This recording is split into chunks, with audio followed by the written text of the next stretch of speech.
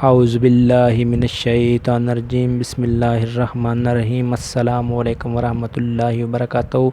मैं बाबा अली अहमद सियाल अज तुहाडे लई एक नई वीडियो लैके हाज़र होया। वीडियो दा मौजू है अज दा बच्चे दा सारी रात रोना और तंग करना बगैर किसी वजह तो। ते बच्चे नूं जिद करना रोना, इस दे लई अज मैं वीडियो बनाई है। और ये वीडियो बनाने का मकसद सदका जारिया है, मेरे हक में दुआ करना इंशाअल्लाह ताला। ये नक्श अज जोड़ा मैं लैके हाज़र होया, इंशाअल्लाह तुसीं इस्तेमाल करोगे, बच्चा रोएगा नहीं, जिद नहीं करेगा।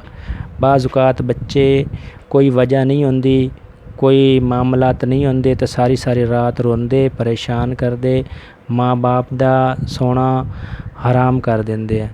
ये इस दे लई मैं नक्श लैके आया। ये नक्श इंशाअल्लाह ताला तुसा दोनों लिख के ते ये बच्चे दे गल दे अंदर जा डाल दोगे तो इंशाअल्लाह ताला बच्चा सारी रात सकून दे नाल आराम दे नाल सोएगा और कदी भी माँ बाप नूं तंग नहीं करेगा।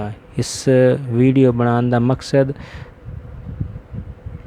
तुहाडे फ़ायदे लिए ये वीडियो बनाई है। और इंशाअल्लाह ताला मेरा चैनल लाइक तो सब्सक्राइब ज़रूर करना।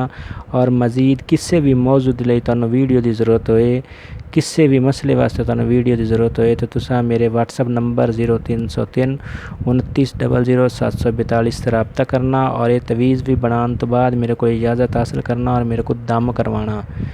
ये तवीज़ जिहड़े ने इन्हां नूं लिख लेना मेरे व्हाट्सअप नंबर ते, मैनूं अपने बच्चे का नाम सेंड कर देना तो ये तवीज़ मेरे को दम करवा लेना इंशाअल्लाह ताला। फिर ये तवीज़ काम करनगे। इस तरह इन्होंने नहीं काम करना अगर तुम इस तरह लिख के इन्हों इस्तेमाल करोगे तो मैं तुहानूं नक्श दिखा देना।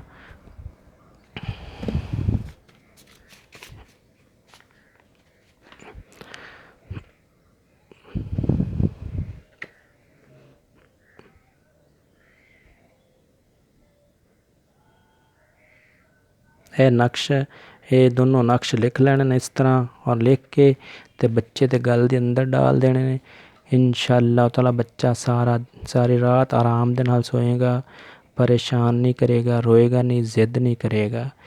ये मैं हुण बच्चों के मौजू ते वीडियो बना रहा। इंशाअल्लाह एक दो दिन के अंदर अंदर मेरिया यही वीडियो बच्चों के मुतलक आनगियां ते सारे दोस्त मेरी वीडियो देख के लाइक ते सब्सक्राइब करना।